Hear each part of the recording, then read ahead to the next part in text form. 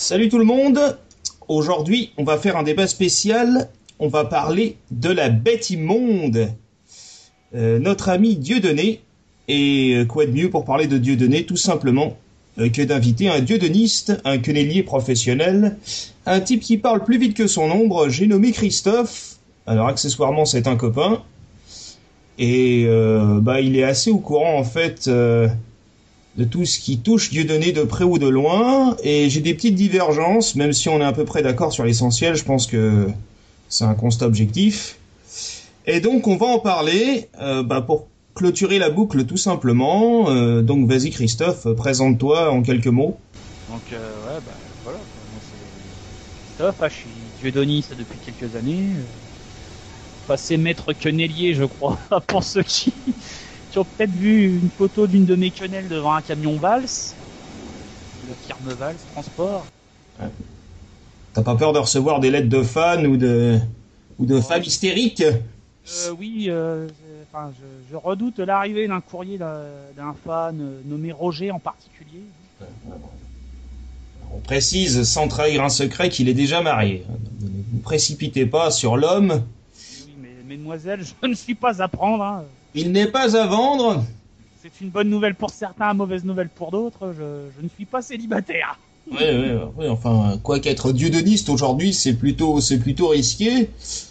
Alors, pourquoi parler de Dieudonné ? Parce que tout simplement, on a fait un constat objectif. Je vais aussi parler pour lui. Hein, tu me corrigeras si je dis une bêtise. Il y a beaucoup d'exagération en ce qui concerne Dieudonné. Et pour ma part, je pense qu'il y a peut-être quelques maladresses aussi, et qu'il y a quelques subordinations de témoins, on va dire, à propos de Dieudonné. Et on va parler assez vite, je pense, de son entourage, ou plutôt de ce qu'il pense être son entourage. Moi, je serais un peu plus sceptique vis-à-vis d'Alain Soral. Mais on va d'abord parler de Dieudonné. Alors, je pense que pour l'intérêt du débat, c'est plutôt pas mal de plonger à la racine de Dieudo, c'est-à-dire de parler de ses débuts. Donc je vais commencer l'intervention, Christophe, puis t'interviens quand t'as envie de compléter ce que je dis, ou d'affirmer, ou de contrer. Hein. C'est le principe, c'est la libre antenne, sans vouloir reprendre un slogan très connu. Donc je vais commencer mon exposé. Et simplement, Dieudonné, il faut savoir une chose, c'est qu'au départ, il était, on va dire, conscient dans l'antiracisme le plus binaire, hein, c'est-à-dire l'antiracisme médiatique qu'on vous vend toute la journée.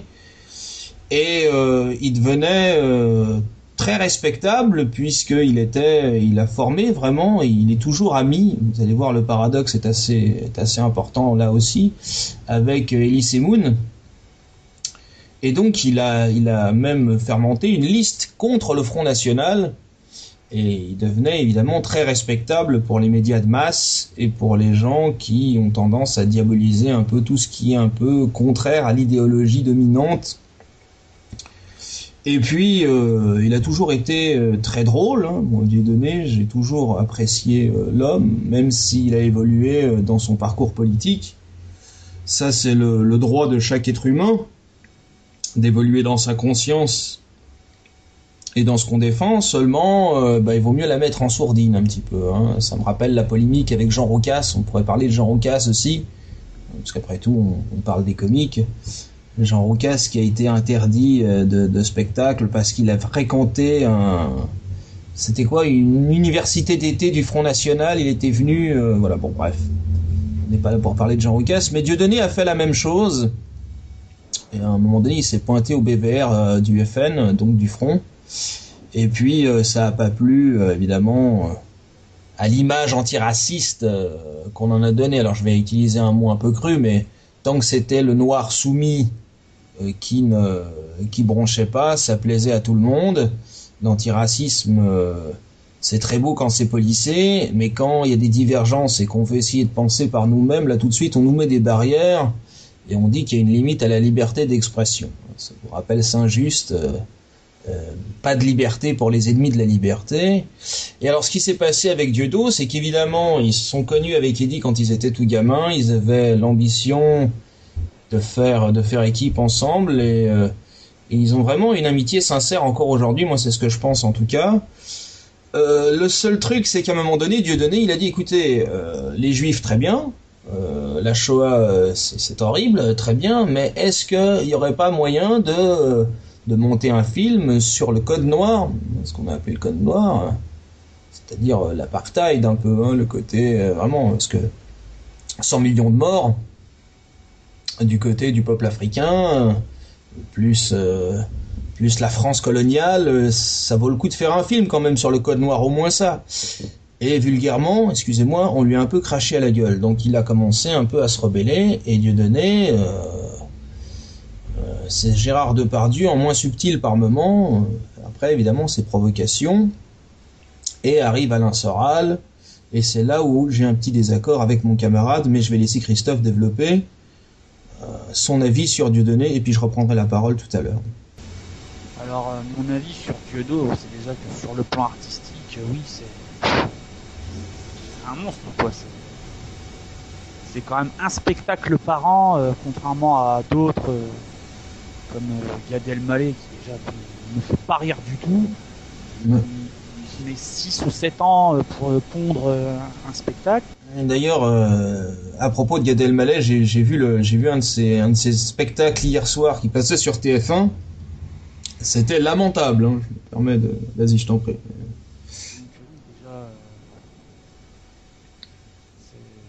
déjà, oui, Gad, c'est un humour Dieudonné. Il flingue toutes les catégories de personnes ou de religions Ouais. sans distinction aucune. Ouais. T'as vu combien de spectacles, toi, sur l'ensemble de ces spectacles, par exemple? Je vais peut-être en voir, ouais, je dirais pas loin de 6 ou 7. Pas loin d'une demi-douzaine. Je peux citer les noms d'ailleurs si c'est nécessaire. Oh non mais voilà. Ça, il y avait la fine équipe du 11 qui t'avait Foxtrot. J'ai commencé par Foxtrot, ouais. notamment qui m'a bien fait rigoler, notamment quand il s'attaque aux serial killers comme Anders Breivik ou Luca Rocco Magnotta. Ah ouais, l'espèce de réunion Quand il se moque des serial killers. La réunion style bas les masques avec les différents serial killers qui parlent de leur dur métier. Non, c'est pas plutôt comme ça. Déjà, quand il concerne Breivik, il fait comme... Enfin, il entre dans la cellule de Breivik dans un asile psychiatrique avec des bruits de fond pour bien laisser mettre une ambiance l'ambiance d'un lieu malsain et hanté par la folie. Et également aussi quand il aborde le cas de Luca Rocco Magnotta. Ensuite, j'ai vu Rendez-nous Jésus. Ah, excellent. Qui est excellent, notamment son sketch sur la Gay Pride. Ah, moi, c'est un de ceux que je préfère, hein, personnellement. Rendez-nous Jésus, j'ai vraiment adoré. La Gay Pride et son sketch sur Dominique Strauss-Kahn qui m'a fait mourir de rire. Ah ouais. Et ensuite, je suis passé à certainement ceux qui sont certainement pour moi mes deux préférés. Le divorce de Patrick est bon aussi. Hein. Le divorce de Patrick, oui, justement, c'est un de ceux que j'ai vu. Il fait partie de ceux que j'ai vus. Et j'ai adoré son sketch sur la fine équipe du 11, où là, il a flingué le fanatisme l'islamisme radical. Hein. L'islamisme radical, hein, parce que faut savoir que l'islam, c'est pas non plus du fanatisme à l'état pur. Ah, mais je sais, hein. C'est une religion à la base qui prône la paix, l'entente et la fraternité. Et je parle en connaissance de cause puisque ma compagne est elle-même musulmane. Et moi, j'ai un frangin qui pratique l'islam depuis 20 ans et j'ai fait une vidéo justement sur les attentats de Charlie Hebdo, sur l'attentat de Charlie Hebdo, et j'ai défendu, alors très clairement, sans même défendre d'ailleurs, en donnant des faits objectifs, l'islam depuis toujours. Donc je le dis d'autant plus que je suis pas musulman. Moi je le dis parce que je suis. Voilà, je fais un petit peu ma sortie de placard. J'ai ma belle famille qui est musulmane, je pratique l'islam depuis maintenant près d'1 an. Et ce que j'ai vu pour le moment, c'est pas ce qu'on nous montre à la télé par rapport au Daesh ou au Boko Haram. C'est tout le contraire, c'est tout à l'opposé. Ben, Dieudonné, ça t'a pas choqué ce qu'il a fait, hein. Je pense que... Au contraire, ça m'a même fait sourire. Voilà, hein, je pense que... Je la fine équipe du 11, il m'a m'a fait mourir de rire. Voilà. En fait, en substance, le sketch, ça voulait dire si vous êtes assez con pour croire ça, bah, c'est que... Et voilà, la chute de ce sketch, c'est si vous êtes assez con pour croire que le véritable islam, c'est de détourner un avion et de l'envoyer se cracher dans une tour. Ouais. C'est que vous êtes vraiment cons comme des balais. Ouais, donc tout à fait. Donc ce qui s'est passé, c'est que bon, ensuite Dieudo, on va dire, il a été un peu surveillé. Maintenant, il est carrément plus surveillé, il est fliqué. Hein. Bon, à l'époque, il était surveillé. Et puis, il a fait ce fameux sketch chez Fogiel. Du colon israélien avec le treillis militaire. Hein. Et il l'avait fait depuis un bon moment déjà, ça, le sketch du colon israélien. Il l'avait fait bien avant le divorce de Patrick. Ouais, et puis... non, il l'a fait après. Il l'a fait après. Non, le colon israélien, il l'a fait bien avant avant ces deux de ses spectacles qui sont pour moi d'ailleurs, c'est les best-of. C'est J'ai fait le con, où il parle notamment du baptême de sa fille Plume. Et mes excuses. Qui a pour parrain Jean-Marie Le Pen. Mes excuses. Mais surtout un de mes préférés qui est Mahmoud. Ah oui. Il aborde notamment sa rencontre à Damas avec celui qui était à l'époque président de la République islamique d'Iran, Mahmoud Ahmadinejad. Ouais, tout à fait. Ouais. J'ai rencontré à Damas, moment à laquelle il a également eu la chance de rencontrer Hugo Chavez. Ouais. Ouais, mais il a aussi rencontré Nelson Mandela. Hein. Nelson Mandela qui a plutôt appuyé Dieudo en lui disant bon ben votre différence ça paraît un handicap comme ça, mais je soutiens grosso modo ce que vous êtes. C'est-à-dire que Nelson Mandela, c'était quand même... C'est pareil pour Nelson Mandela, peu de gens s'en souviennent. Je vais faire un petit parallèle hasardeux, mais à l'époque, quand il était emprisonné, il n'y avait pas beaucoup de monde pour le soutenir. C'est venu bien après.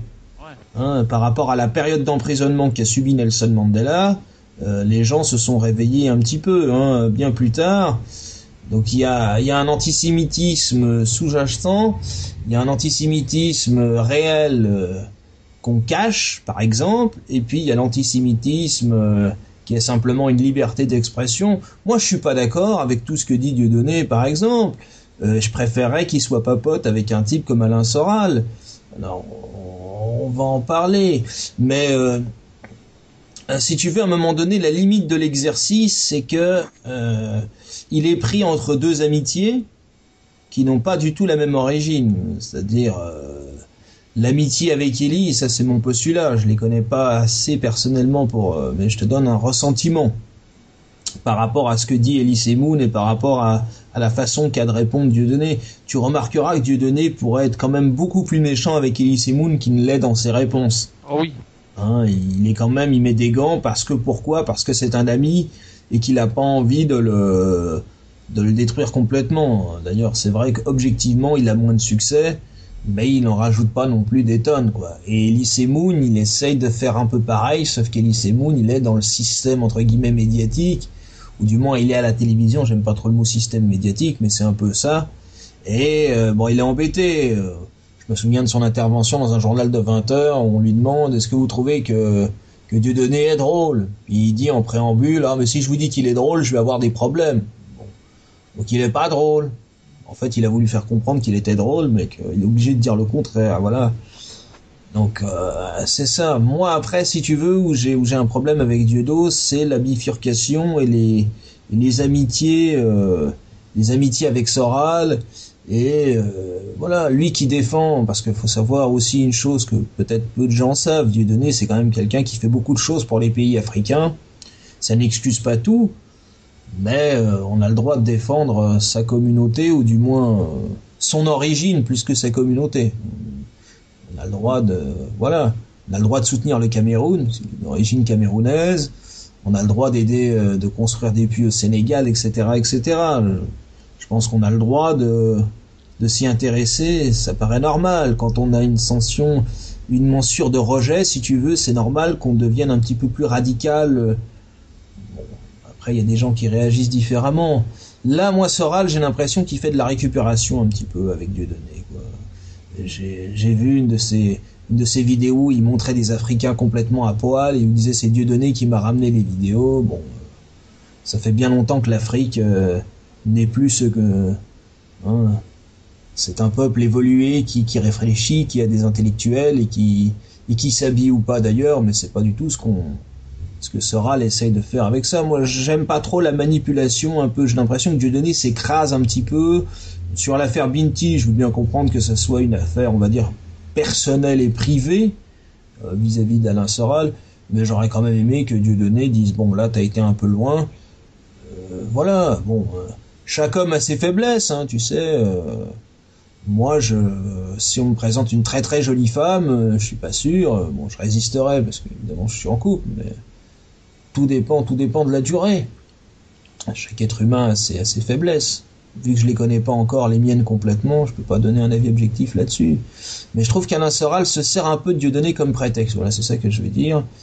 Et ça l'enfonce plus qu'autre chose. Et en plus, là, Dieudo, il a des ennuis, on va dire. C'est pas d'aujourd'hui, mais là, ça devient très sérieux. Alors là, maintenant, tout le débat, c'est de savoir est-ce que son dernier spectacle va être le dernier ou est-ce que c'est un coup de pub. Moi, je suis pas persuadé que ça soit un coup de pub. J'aimerais bien ton avis là-dessus, Christophe. Qu'est-ce que t'en penses, toi? Je pense c'est que sur le coup j'ai pensé à un coup de bluff et après petit à petit j'ai essayé de réfléchir tout ça et je pense que c'est peut-être pas du bluff qu'il le pense sincèrement parce qu'il a peut-être envie de mettre sa femme et ses enfants à l'abri vu de toutes les menaces qu'il reçoit et le fait que c'est vrai, une menace de mort en plus, hein, c'est menace pas de mort, menace de kidnapping, on a menacé de pondre sa femme et à chaque fois la justice muette comme une tombe, quoi. On ne dit rien. C'est-à-dire, c'est vrai. Bon, c'est le jeu. À l'époque où Michel Onfray avait encore un discours audible, je suis un peu méchant avec Michel Onfray, mais j'ai mes raisons. La façon dont il attaque l'islam systématiquement dans le côté le plus noir, on peut faire ça avec toutes les religions. Donc, je suis un peu méchant avec Michel Onfray en ce moment. Il avait dit une phrase très juste. Hein, il avait dit la justice dit le droit, mais elle ne dit pas le vrai ni le juste. Et le droit, parfois, c'est le droit de ceux qui l'établissent. Alors, moi, je vais pas participer aux théories du complot, etc., mais on va dire au moins qu'il y a un minimum d'acharnement. C'est clair, net et précis. Maintenant, Dieudo, généralement, quand on l'agresse, il en rajoute aussi des couches et des couches. Donc, c'est pour ça que je pleure pas non plus complètement sur son sort. Mais si tu me parles de faire la séparation entre ce qui lui arrive et le comique, il est clair que Dieudonné a un génie comique sans précédent. Pour moi, c'est l'égal de Coluche, ou du moins ça serait le Coluche d'aujourd'hui, puisque Coluche, à mon avis, ça serait retrouvé dans la même situation que Dieudonné. Même des proches après son réquisitoire son réquisitoire sur la communauté juive dans une édition du tribunal des flagrants délires. Quand il disait comme ça dans son sketch, si les juifs allaient à Auschwitz, c'est parce que c'était gratuit. Ouais, mais d'ailleurs... Jacques Kubowitz, dans une vidéo, l'a même dit. Il fait, oui, je crois que... Oui, aujourd'hui, on porterait plainte, oui. Ouais, mais en fait, au départ, ce qui est intéressant dans cette vidéo, c'est qu'il ne le dit pas aussi clairement tout de suite. Parce qu'il se dit... Il le dit pas clairement, il le dit vraiment à la fin. Il a vraiment fallu que le... Ouais, insiste un petit peu, d'ailleurs... le journaliste insiste un petit peu, hein, il a fallu le faire craquer. Ouais, il a fallu, là, il a dit oui, effectivement, le cas se poserait aujourd'hui, on porterait plainte. Voilà. Et bon, alors, moi j'ai eu un débat là-dessus avec ma grand-mère qui me disait oui, on peut pas tout faire, mais on donne trop de liberté d'expression, mais en même temps je suis pas Charlie, etc., etc. Oui, bon. Mais Dieudonné, c'est pareil. Moi, j'ai prononcé une fois juste le Dieudonné. On m'a regardé avec des yeux ronds en disant qu'est-ce que tu prononces le nom du diable, quoi. Ça reste un être humain. Maintenant, j'essaye sincèrement de donner un avis objectif. Hein. Moi, je suis pas là pour le défendre ou pour l'attaquer personnellement. Moi, j'aime bien son humour et je sais qu'il fait des choses au Cameroun et voilà. Maintenant, je suis pas forcément fan de ses amitiés, notamment avec Alain Soral. Alain Soral, maintenant, c'est quelqu'un que je peux plus supporter et qui récupère tout, d'ailleurs. Voilà. Et Dieudonné, j'aimerais, personnellement, après moi je suis personne, hein, mais j'aimerais qu'il prenne un peu ses distances avec Alain Soral Alors Soral va faire une vidéo pour dire oui, on veut qu'on nous divise, on veut ceci, on veut cela, mais j'ai l'impression, si tu veux, qu'il sert un peu comme faire valoir. Hein. Et je sais pas. Je pense que Dieudonné mérite mieux que ça. Il mérite mieux aussi que d'aller dans les médias. Là-dessus, je suis un peu d'accord avec lui. Notamment TeamSeat, tu peux raconter l'histoire avec TeamSeat qui était assez drôle, hein, qui avait comparé Internet à une boîte à chaussures. TeamSeat aussi, moi, il y a un détail qui me choque, c'est que il avait fait une déclaration un jour à la télé, déclaration qui, je pense, il aurait dû se bouffer il aurait vraiment dû s'en prendre plein la tronche par la justice là, et on lui a rien dit. Quand il a dit comme ça à la télé qu'Adolf Hitler était un génie. Ouais. Personnellement, moi, je pense que c'est quand même limite de dire ça, quoi. Ouais, c'est limite de dire ça, mais si tu veux, moi il y a pire, voilà. Moi où je défends Dieudonné, c'est sur la censure d'un mot très précis, par exemple, qui a été la fameuse affaire au départ, c'était je suis Charlie Koulibaly. Alors j'en ai déjà parlé dans une précédente vidéo, mais puisqu'on parle de Dieudonné, c'est important. C'est-à-dire ils ont enlevé le je me sens, etc. Et puis là j'ai vu une déclaration de son avocat. J'ai oublié son nom, tu peux me redonner son nom? Alors c'est Maître Sanjay Mirabeau. Maître Sanjay Mirabeau, qui se marre bien hein, d'ailleurs apparemment dans les coulisses des spectacles, il est toujours mort de rire avec ses entrées VIP, qui expliquait simplement que c'était deux prénoms qui n'avaient rien à voir l'un avec l'autre, et que donc, d'un point de vue judiciaire, le seul qui pouvait attaquer en justice c'était le Premier ministre, mais qu'aucun avocat sérieux ne le ferait puisqu'il serait déjà mort de rire, quoi. Bon, bref. Donc il est très confiant là-dessus. Moi, à sa place, je serais un peu moins confiant, mais j'espère sincèrement qu'il va s'en sortir, quoi. Maintenant, là où je critiquerais Dieudo, bah, c'est sur les appels aux dons, par exemple. Là, je trouve que c'est normal qu'il ait morflé, quoi, personnellement. Voilà. C'est comme les vidéos de Soral qui maintenant sont payantes. Ouais, parce qu'elles sont de nouveau payantes, hein. Elles sont de nouveau payantes. Il avait dit qu'il le referait pas, mais de nouveau, faut casquer 2 € pour pouvoir avoir accès à la vidéo. Mais c'est illégal. C'est illégal, hein. Il prend 80% des bénéfices des vidéos. Bon, ça, on sort un peu du sujet, mais Soral est un peu lié à Dieudonné, donc on est obligé à un moment donné d'en parler. C'est illégal. Il a aucun droit de faire ça. Enfin, bon, après il fait ce qu'il veut. S'il est pas emmerdé par ça, tant mieux. Mais la façon qu'il a de récupérer Welbeck, etc. Cela dit, il valide. Il valide le livre de Welbeck. Il valide un peu le livre de Welbeck et mon analyse aussi. Bon, là-dessus, pour une fois, tu vois, je suis d'accord avec Soral hein, quand il dit que ceux qui l'ont pas lu, bah, disent que c'est un anti-musulman. Et puis ceux qui l'ont lu disent non, c'est une fiction, c'est intéressant, c'est nuancé, etc., etc. Bon, alors lui il récupère ça, bon, on n'est pas là pour parler de ça. Toujours est-il que les médias ont tendance à mettre un peu tout le monde dans le même panier, si tu veux. Ça serait Dieudonné en premier, Soral en deuxième, il y aurait Zemmour et Welbeck qui se partageraient la troisième place, quoi. On peut pas mettre sur le même plan d'égalité un comique un peu influencé par un mégalo, parce que là je pense que c'est un fait objectif, hein, Soral est mégalo. Ça... Le Tony Carrera intellectuel, hein, comme je l'appelle. Ouais, moi j'ai été plus dur, hein, je l'ai appelé le HPG intellectuel. Ah, c'est les deux mêmes, hein, tu sais, HPG et Tony Carrera, c'est la même branche cinématographique. Oui, c'est tout à fait, oui, mais bon, HPG pour moi ça a une connotation plus capillaire. Ah, mais Tony Carrera aussi, hein, il est... Ah bon, il est chauve aussi. Carrera aussi est un chauve. Hein. Ah d'accord, ouais, bon. Ça pour ceux qui ont eu comme moi le hasard de tomber sur le remake de Bienvenue chez les Ch'tis, quoi. Hey, t'as quand même dit la chance, hein. J'ai vu le lapsus. Ah, j'allais dire la chance. Ouais. Bah, je l'ai plus regardé comme une comédie, quoi. C'est vrai que j'ai rigolé. J'ai plus rigolé en voyant ce film comme une comédie. Ouais, non, bon, on n'est pas là pour... C'était du hasard, hein. C'est vraiment... je ne suis à la base, je ne suis pas du tout amateur de ce genre cinématographique. Non, pas du tout. Évidemment. Je suis plutôt sur les adaptations de comic books ou les adaptations de Tolkien, moi. C'est plutôt mon trip. Ah, mais c'est très bien. Mais là-dessus, on a à peu près les mêmes goûts. Je veux dire, les adaptations... Vraiment, je ne suis pas du tout un pornographe. C'est vraiment pas du tout mon trip. Bon, on a tous une autre période. Non, mais On est tous passés par la puberté, hein, je l'avoue. Hein. On a tous eu 18 ans un jour.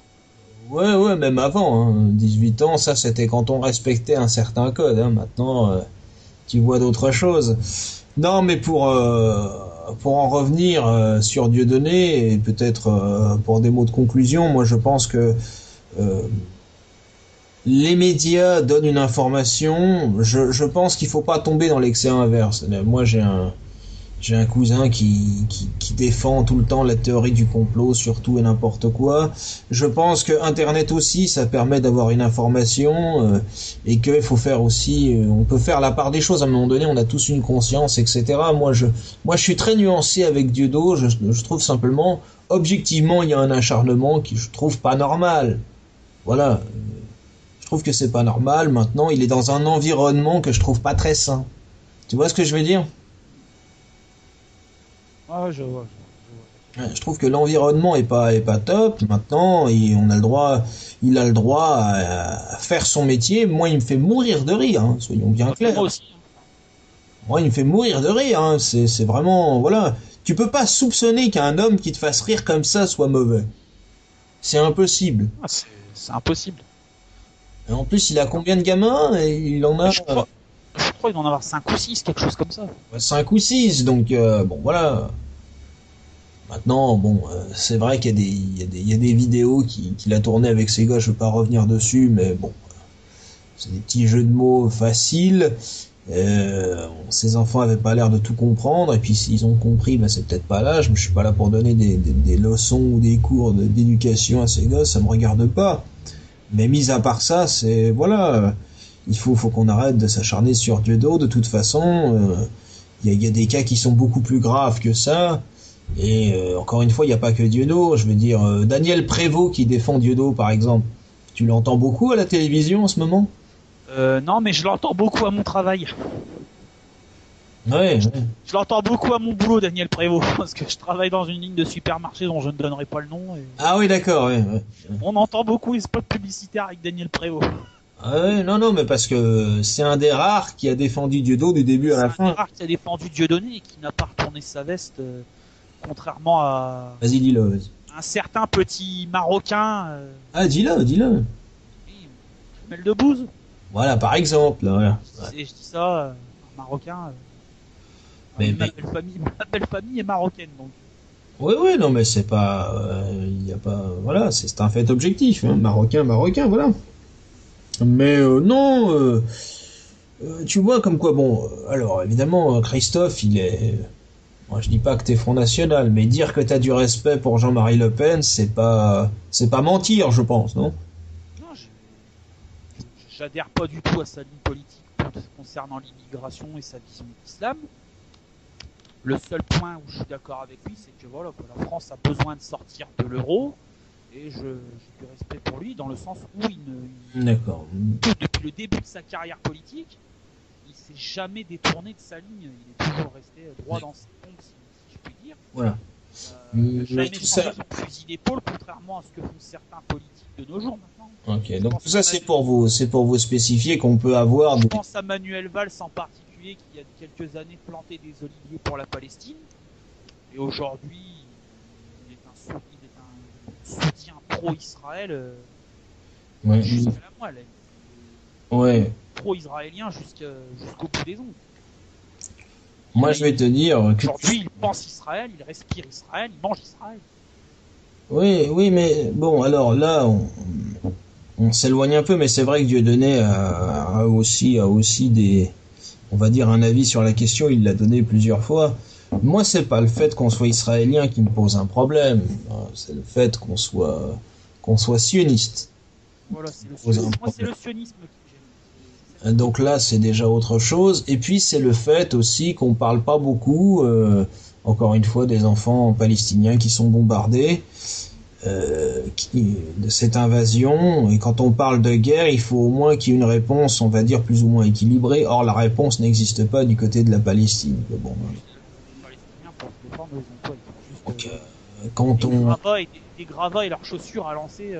quand on dit Dieudonné, c'est le nouveau visage de l'antisémitisme, de la haine, du terrorisme, etc. Sachant que personne Moi, veut voir Netanyahou défiler. Encore une fois, moi, voilà, quand j'ai vu la marche de Charlie Hebdo, j'ai trouvé ça. c'est pathétique. C'est vraiment pathétique. Et Cette récupération politique est ignoble. Voir en tête de cortège Benjamin Netanyahou, le boucher de Gaza. Oui, c'est ce que je te dis. Ouais.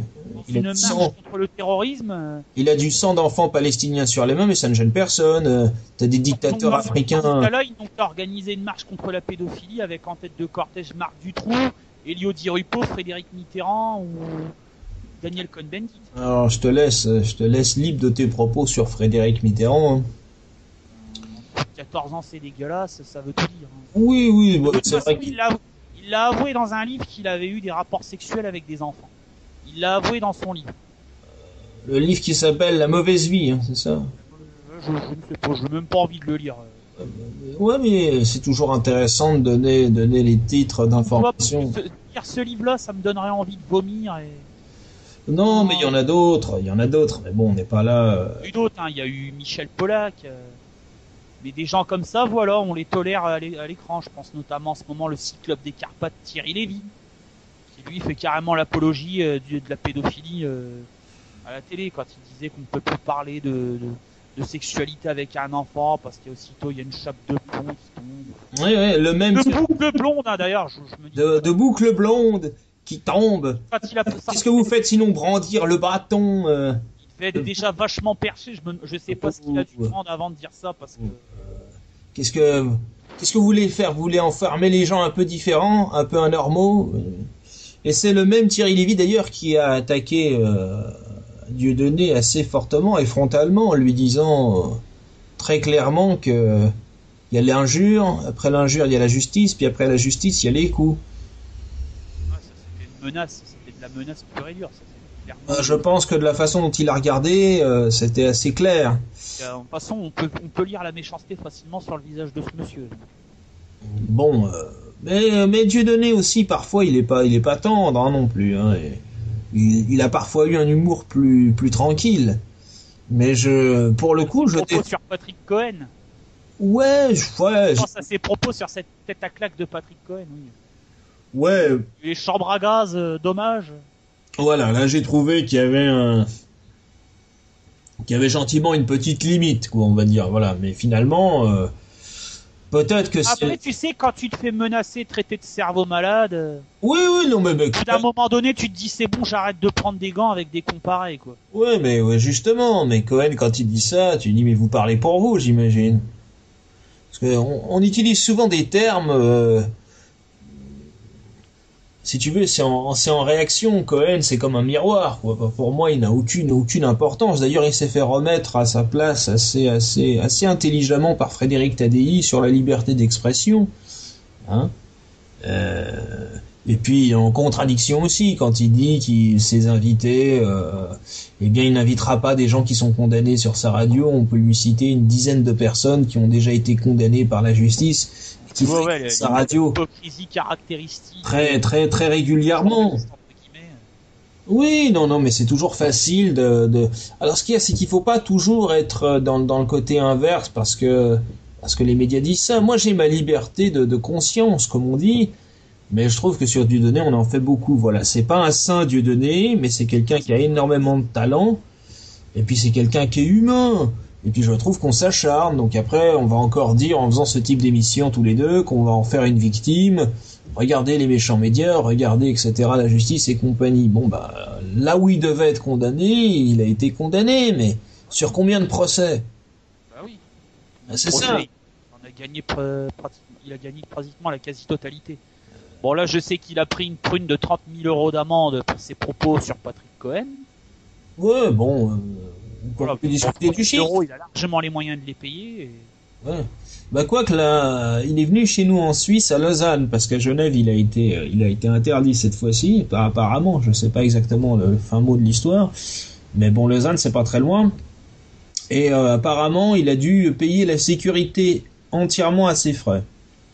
Donc il en a eu pour 100 000 balles suisses, et 100 000 balles suisses, c'est exactement ce que lui a rapporté son spectacle complet, quoi. Ah, donc en gros, il a fait aucun bénéfice. Donc apparemment, il l'aurait fait gratos, simplement parce qu'il l'avait promis à son public. Maintenant, t'as tout ce qui est produit dérivé, qui s'est quand même super bien vendu. Ananas, t-shirt. Ah ouais, bah, j'ai un copain, il a pris le masque, il a pris la petite peluche, il a pris le pull de la bête immonde. Tu sais, l'orange là, quand il est sur scène. Comme les combinaisons des tolards de Guantanamo. Voilà, exactement, ouais, c'est ça. Mais bon, voilà, donc moi je pense que si on veut apaiser tout ça, il faut simplement dire la Shoah c'est une horreur. Maintenant, il faut arrêter. Voilà. Voilà quoi. On vient. Ça c'est une horreur, c'est indéniable. Ça. Moi, je te donne un exemple. Il y a eu. Et il faudrait peut-être que les personnes d'aujourd'hui, enfin, ceux de la génération qui disent oui, le père de mon grand-père a connu Auschwitz. Oui, mais c'est pas aux nouvelles générations d'avoir à subir les conséquences de ça. C'est là où j'ai un problème moi avec le médiatique, c'est-à-dire bon, qui est un anniversaire de libération, etc. Pourquoi pas. Mais alors après qu'on mette des étudiants, qu'on leur dit je vais te raconter mon histoire pour pas que tu oublies, pour bien que ça reste dans ta tête, etc., etc. Je trouve ça assez dramatique. Moi, je pense qu'on doit enseigner le fait religieux à l'école. Je pense qu'on doit enseigner tout, qu'on doit enseigner le code noir, qu'on doit enseigner les tragédies de l'histoire, parce que ça fait partie de l'histoire. Oui. On voit pas, justement, il parle de compétition mémorielle, etc. Ah oui, le concours de victimisation dans son spectacle Foxtrot. Oui, mais même dans la vie réelle d'aujourd'hui, même dans les médias, ils en parlent, mais il n'y a même pas de concours, il n'y a rien, puisqu'on n'en parle pas. On parle que de ça. On ne parle que de la Shoah, mais on parle pas de la traite négrière, le génocide amérindien, tout ça. Ça, on n'en parle jamais, ça. Moi, je me mets à la place d'un gars qui a le vécu de Dieudonné, qui est né au Cameroun, qui a cette histoire-là. Peut-être qu'il a envie de s'exprimer en tant qu'être humain, je dis, voilà. Voilà. Bon, après, je sais pas si c'est vrai, il paraît qu'il a fait un chèque de 5 000 € à la LICRA en signe de paix, puis que la LICRA réclamait 300 000 €. Je sais pas si c'est vrai, hein. Je sais pas. Bon, je sais qu'il a fait une main tendue pour enterrer l'âge de guerre, apaiser les tensions. Ah bon, encore une fois, la LICRA, ça représente personne, quoi, je veux dire. Ouais, la LICRA, non, elle ne représente que les intérêts d'un petit groupuscule de personnes qui... Dieudonné représente plus dans la masse, je parle de la masse publique, que la LICRA. Donc, non, mais c'est vrai, il faut reconnaître ça. Bon, après, encore une fois, moi, je suis pas d'accord avec tout ce que fait Dieudonné, mais je respecte l'homme, quoi. C'est quand même pas un monstre, voilà. Ah, mais pour certains, maintenant, c'est une bête immonde. Oui, bah, d'où le titre de l'émission. Hein, on n'a pas. Mais c'est bon, hein, il le disait. Hein, si je dis qu'il est drôle, je vais avoir des ennuis. Ouais, tout à fait. Mais il en a eu un peu. Tu prends l'exemple de Yannick Noah, qui dans une émission présentée par Alessandra Sublet, une soirée à la Tour Eiffel là, sur France 2 un soir.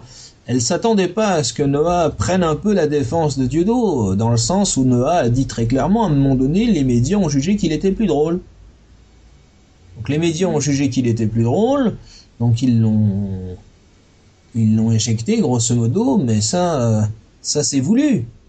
Bon, rien que pour ça, rien que pour avoir pris, on va dire, la défense, ou avoir donné un avis sur Dieudonné pendant 3-4 minutes qui était pas complètement négatif, il s'est fait reprendre à l'ordre le lendemain dans un article en disant comment est-ce qu'on peut défendre un tel personnage antisémite, etc. Même ma mère, hein, qui est quelqu'un de modéré, d'intelligent, de subtil, dès que tu dis Dieudonné, elle fait les gros yeux, quoi. Bon, c'est peut-être pas quelqu'un que je fréquenterais, pour être tout à fait honnête avec toi, tous les jours de la semaine. Parce que j'aurais peur de tomber dans sa paranoïa, voilà. Parce que ça me fait penser au sketch de l'effet Dieudonné, là, quand il parle de Youssef. Ouais. Ça me fait penser à ce sketch là. Il dit que Fofana est tranquillement chez lui en train de regarder un spectacle et que petit à petit il sent le truc derrière qui monte avec les petits ricanements de sadique. Ouais. Ça c'est... Oui, non mais bon, le problème c'est que Dieudonné il veut aller jusqu'au bout, puis il est en train de se rendre compte que Ça sert à rien à un moment donné, on s'affronte à un mur. Moi, je pense qu'il devrait s'arrêter un peu, peut-être pas arrêter sa carrière, tu vois, mais il devrait vraiment faire une pause assez longue. Faire un petit break, ouais. Faire une pause assez longue et puis penser à tous les événements, c'est-à-dire à l'affaire Pinty, à ses amitiés, bon, savoir si où il en est du point de vue d'Alain Soral, etc., etc. Et puis faire le point aussi sur son humour. Peut-être qu'il a envie d'aller plus loin, peut-être qu'il se dit que finalement ça sert à rien, peut-être qu'il a d'autres moyens aussi d'arriver à son objectif, qui encore et toujours de faire un film, hein, puisque je crois qu'il avait fait un petit live juste avant un de ses spectacles à Nantes, justement comme nous là. Ouais, le projet de film sur la traite négrière, le code noir. Voilà, qu'il n'avait pas abandonné, hein, que c'était toujours. Pas abandonné, il veut le faire. C'était toujours en préparation. Moi, je serais un des premiers à aller voir ce film parce que je connais un peu, parce que je m'y suis intéressé, mais c'est vrai que c'est beaucoup plus difficile d'avoir des informations là-dessus que voilà. Bon, moi, en tout cas, à Genève, j'ai eu la chance, si on peut dire, si on peut appeler ça une chance, d'avoir un panel historique assez large. Parce qu'on a étudié l'histoire dans toute sa longueur, ou presque. Donc, on a appris pas mal de choses là-dessus. Mais moi, je comprends Dieudonné aussi. Voilà. Maintenant, attention à l'enfermement, c'est ça que je dis. Et après, il a les amis qu'il a, mais moi, Soral, surtout en ce moment, c'est la limite, quoi. Un peu pour rire comme ça, j'expliquais à un copain, mais enfin, c'est comme si t'avais ton prof d'histoire en maths supérieur qui t'as vu sa photo à poil, je sais pas, 2 jours avant, et puis il est là en train de t'expliquer la Palestine, les conflits géopolitiques ou géostratégiques, etc., etc. Mais c'est pas crédible. Si en plus tu rajoutes les mots et compagnie, donc si tu veux, voilà, je pense qu'il aurait dû au moins dire, voilà, moi je... Ouais, je vois ce que tu veux dire, t'inquiète. Tu vois, voilà. Prendre une petite distance critique sans assassiner ses copains, parce que même si je suis pas d'accord avec Soral sur ses doubles discours, je pense que tu les as constatés aussi, même si t'es plus proche de Soral que moi. Non, bah, c'est vrai que depuis quelques temps, je vois que Soral il commence à partir un peu en couille, notamment déjà quand il a déformé les propos d'Éric Zemmour. Ouais, ça a commencé à partir de là déjà. Déjà quand il dit que Zemmour appelle à la guerre civile, alors que non, il a simplement pas dit qu'il pensait qu'il y aurait une guerre civile. Ouais. Et moi-même, je pense que je rejoins l'idée d'Éric Zemmour. Hein, je pense que la France va pas tarder. Mais ça finira par péter. Ça finira par péter. Mais pas par ceux qu'on pense, pas par ceux qu'on pense, pas par Dieudonné, Soral, parce que même Soral, même s'il en rêve, je sais pas s'il en rêve. D'ailleurs, je crois même pas qu'il en rêve. Non, il en rêve pas du tout. Je pense que c'est le peuple qui va prendre la baïonnette, pour le coup, vraiment, mais parce qu'ils en ont marre. Mais bon, ça c'est un avis objectif. Moi, je te donne ça d'un point de vue extérieur. Moi, je pense que Dieudonné sert quand même pas mal de bouc émissaire. Alors, je sais bien qu'il faut pas prononcer ce mot-là, parce que sinon, les médias te reprennent tout de suite en disant, tu vois, il a dit bouc émissaire, donc il a réussi, il se fait passer pour une victime. Dieudonné, il faut qu'il assume ses propos. Je te l'ai déjà dit, j'ai été critique notamment plusieurs fois sur Dieudonné quand il a fait des appels aux dons. Non, là, ouais, c'est vrai que c'est... Et qu'il assumait pas ses dires. Voilà. Si moi je dis une connerie, eh bien j'ai la liberté de le dire, mais après j'assume ce que je dis. Non, là, les appels aux dons de Dieudonné, j'ai un peu considéré ça au même titre que les appels aux dons des enfoirés, quoi. C'est... Ouais. Le coup dépense à ce que c'est devenu maintenant, des riches qui demandent à des RMistes, à des smicards de filer du fric à des RMistes.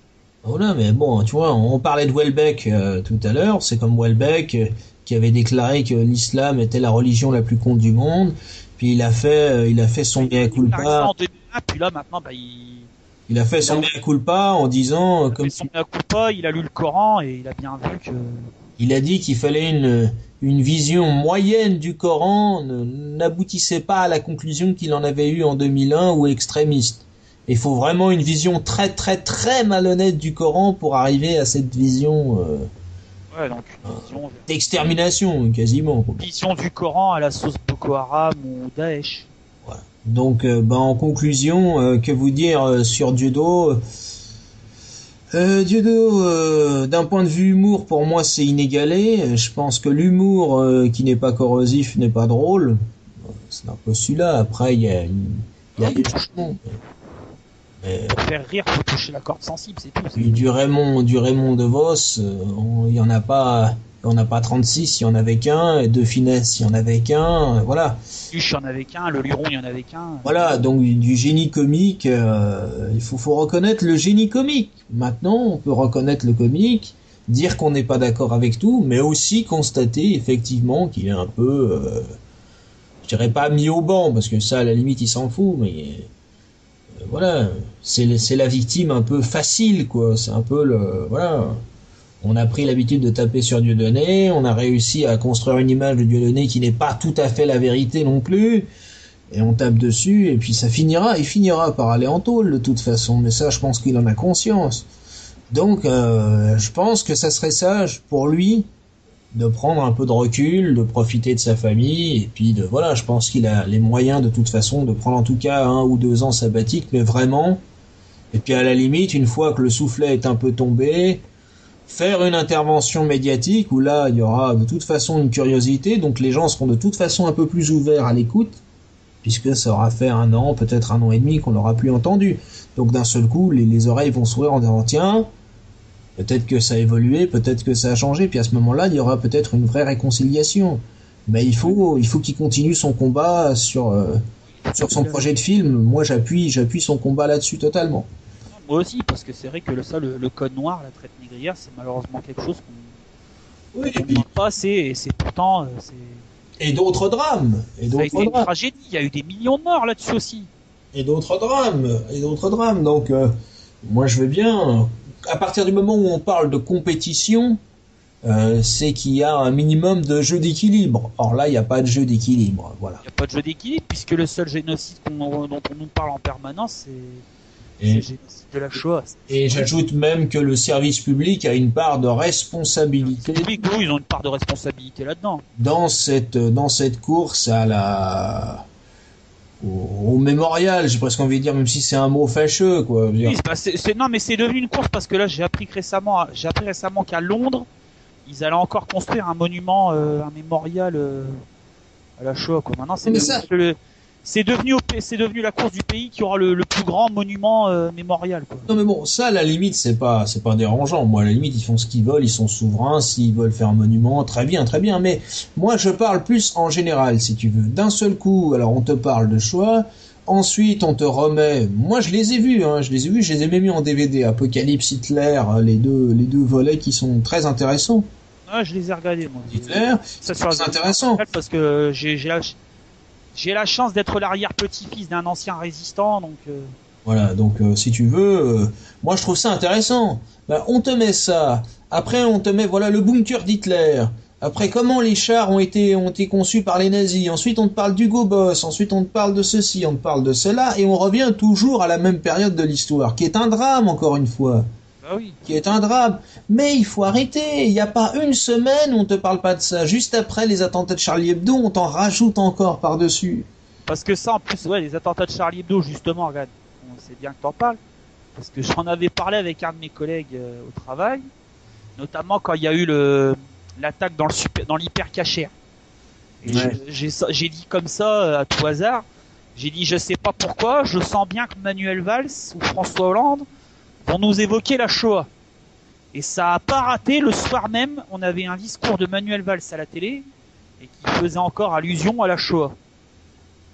Oui, mais tu vois, alors là, encore une fois, il y a... on peut comprendre, moi je comprends pas trop sa position, parce que ça veut dire qu'on exclut les victimes, les premières victimes qui sont les musulmans dans cette affaire. Oui, parce qu'il y a eu, ça c'est un truc qu'on dit pas, mais il y a quand même eu 2 musulmans qui ont été tués dans cette affaire. Non, mais dans l'attentat là, il y a eu des musulmans tués en Occident. Mais en règle générale, là, Manuel Valls dit en Tunisie ou en Libye ou dans des pays où en Tunisie ça va encore, mais en Libye surtout, où ça se passe pas très bien pour les musulmans, je vois pas tellement Manuel Valls dire ils ont tué que des juifs. Bon, il a pas totalement dit ça, mais en gros ça veut dire voilà les juifs en première ligne. Or les premiers concernés par ces fanatiques sont les musulmans eux-mêmes. Ça il faut le dire clairement. Donc encore une fois, quelle image on donne de cette France? Moi c'est ça, moi je condamne tous les meurtres, tous les assassins, et Et celui qui me traiterait d'antisémite, mais je rirais. Je serais en train de pleurer de rire, voilà, et j'ai pas envie. Moi, mais justement, moi, c'est ce que je fais quand on me le dit, donc. J'ai pas envie de d'étaler. Je peux pas être antisémite puisque ma compagne elle-même est une sémite, donc. En plus, il faut, bon, ouais. Là, ça me fait mourir de rire, quoi. Ouais, non, mais bon. Je me pisse dessus, je me tape le cul par terre quand j'entends quelqu'un me dire t'es un antisémite. Tout de suite, t'es obligé de spécifier, voilà, regarde, j'ai des copains qui sont juifs et compagnie, ça, j'ai pas envie de rentrer dans ce. Voilà, quoi. Bientôt, tu vas dire. On va faire la liste des amis, un peu comme la liste de Schindler. Donc, faut se calmer. Faut se calmer avec ça. Non, moi, je pense qu'il faut rétablir et avoir un peu de sérénité et de hauteur de vue là-dessus. L'histoire est une tragédie, mais l'histoire aussi nous enseigne des choses. Et la campagne de victimisation, je suis désolé, le service public a une part de responsabilité. Moi, j'ai vu, on va abandonner le sujet de Dieudonné 2 minutes. Je vais faire une petite digression de 3 secondes. J'ai vu le envoyé spécial, c'est un truc que je regardais plus depuis des années. Là, hier, c'était sur les élèves qui n'ont pas respecté la minute de silence et qui ne sont pas Charlie. Ils ont présenté ça comme des dangers, quasiment des dangers républicains. Non, quoi. Quand tu vois qu'on en est arrivé à Maintenant, on va condamner un homme. Un enfant de 8-9 ans, c'est. Ouais, mais c'est les parents qu'on aurait dû mettre, entre guillemets, qu'on aurait dû écouter au poste de police. C'est pas le gamin de 8 ans, quoi. Hein. Moi, ma fille qui a pas tout à fait 8 ans encore, je peux lui faire dire n'importe quoi. Hein, bon. Alors, moi, je te dis simplement, on va condamner un homme.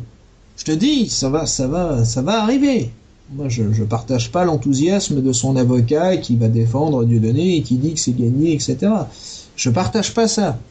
Je pense que maintenant, on en est vraiment arrivé à une. D'ailleurs, ça va être jugé pas par la même chambre. Hein. Apparemment, ça va être jugé par une autre chambre du tribunal, une chambre qui a été créée récemment.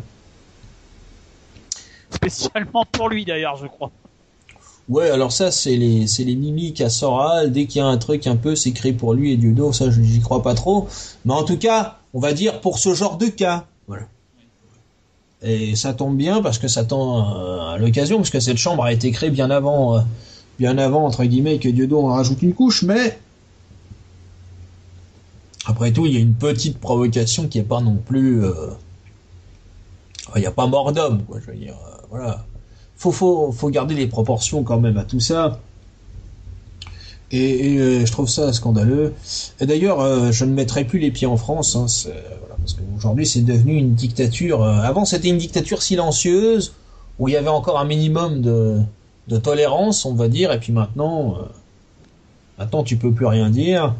Bon, ici c'est la libre antenne, hein, donc on peut parler librement et on a le temps pour ça, mais voilà, moi j'ai plutôt tendance à défendre Dieudo là-dessus, parce que je dirais pas qu'il est persécuté, le mot est un peu fort, enfin qu'il y a un minimum d'acharnement, je pense que tout le monde le voit, quoi.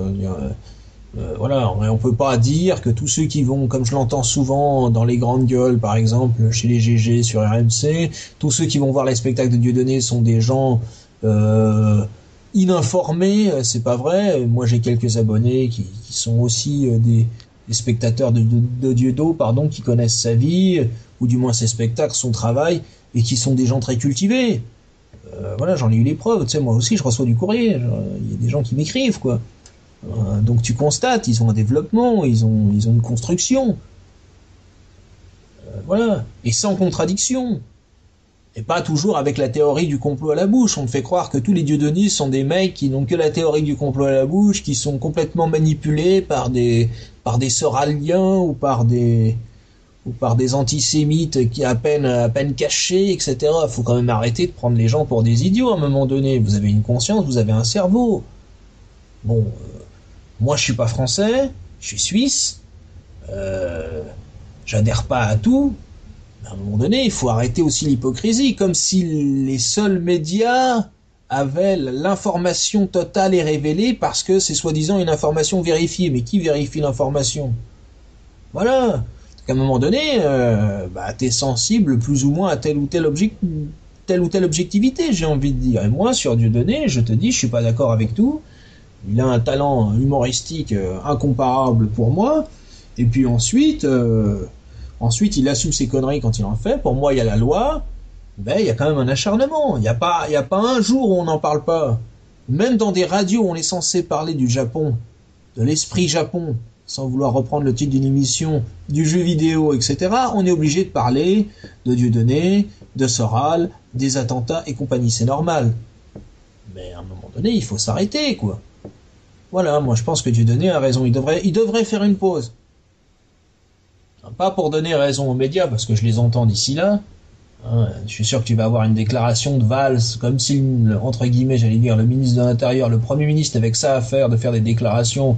Le jour où Dieudonné va s'arrêter, il va dire on a gagné, la démocratie a gagné, la République. Il y aura pas que Valls. Je peux te faire le discours déjà d'avance. Moi, je vois déjà venir tous les Finkielkraut, Bernard-Henri Lévy, Meir Habib, toute la mafia sioniste qui va applaudir des deux mains en chantant. Finkielkraut, il commence à un petit peu évoluer, hein, il se radicalise un petit peu lui aussi, hein, Finkielkraut, hein. Quand tu l'entends parler de l'islam et des musulmans, hein, ou de certains musulmans, il va dire, parce qu'il se défend toujours, hein, sur les termes, hein. Tu te souviens que c'était pas à son premier dérapage, mais enfin là, il assume déjà un peu plus, hein. Et franchement, moi qui ai énormément de respect pour monsieur Jean d'Ormesson, savoir que Jean d'Ormesson est quelque part pas loin à côté de Finkielkraut, ça me fait mal pour l'Académie française, hein. Je peux te le dire, hein. J'ai pas honte de le dire, moi c'est ça qui me fait peur. Et quand je vois Michel Onfray qui part aussi dans ce genre de délire, puisqu'on parle des pseudo-philosophes, quand tu vois Michel Onfray qui attaque en disant l'islam c'est comme ci, c'est comme ça, j'en ai parlé lors d'une précédente vidéo, mais enfin je peux ressortir l'argument. Quand il dit pour lui un bon musulman, c'est un musulman qui mange du porc et qui boit du vin et qui ne boit plus et qui ne mange plus de porc les jours où il fait Ramadan, je sais pas où est-ce qu'il a lu le Coran. Après il sort évidemment tout ce qui est toutes les phrases les plus violentes des hadiths, hein, même pas des sourates, mais des hadiths. Donc c'est pas totalement inscrit dans le Coran non plus, quoique ça dépend. Et puis il va te balancer ça à la figure sans replacer ça dans son contexte, hein, sans essayer d'analyser les textes plus que ça en profondeur, quoi. En disant l'islam c'est pas compatible, grosso modo, c'est ça que ça veut dire. Donc je trouve ça un peu facile de la part d'un... Ouais, franchement, j'avais pas mal de respect pour Michel Onfray, je trouvais que c'était un philosophe qui avait un peu de hauteur. Il m'a beaucoup déçu ces derniers temps, il y a beaucoup de discours qui se radicalisent. Hein, et c'est pas forcément Dieudonné qui parfois a le discours le plus radical. Ça vient des gens qu'on tolère comme Finkielkraut. Je rappellerai Tesson. Il est toujours bon de rappeler Philippe Tesson qui voulait la mort de Dieudonné, qui disait que la mort de Dieudonné par peloton d'exécution le réjouirait au plus haut point, et qui ensuite a déclaré quelques années plus tard, assez récemment, ce qui lui a valu son éviction du point, que ceux qui amenaient la merde en France, c'était les musulmans. Ouais, tout à fait. Voilà. Donc là, je pense qu'il y a des gens qui ont une position intellectuelle quand même beaucoup plus avancée que Dieudonné d'un point de vue médiatique et d'un point de vue position éditoriale, d'un point de vue journaux et télévision médias. Il faudrait qu'ils fassent attention. Et les médias n'ont pas à faire un amalgame en mettant Michel Houellebecq, Dieudonné et Éric Zemmour sur le même plan. Houellebecq, c'est un écrivain qui a énormément de talent, il fait un roman, une fiction, il donne mais vraiment en survolant une petite possibilité, ça reste une fiction et un roman, objectivement. Zemmour, c'est un journaliste, entre guillemets politologue et écrivain, donc il n'est pas là forcément pour adhérer à un parti, donc on n'a pas à le coller au Front National non plus. Et puis Dieudonné, c'est un humoriste qui, parfois se laisse un peu influencer, mais ça c'est mon avis. Et voilà, et je pense qu'il est combatif, mais que parfois il est un peu perdu et qu'il a besoin de faire le point. Je pense que ça serait bien pour lui, pour en terminer sur le sujet, je pense que ça serait bien qu'il pas qu'il s'arrête, mais qu'il fasse une pause, quoi. Qu'il fasse une pause méritée, on va dire, qu'il s'occupe de son noyau et puis voilà. Parce que il y a sûrement des choses qu'il dit pas, hein, mais ça doit pas être facile à vivre tous les jours.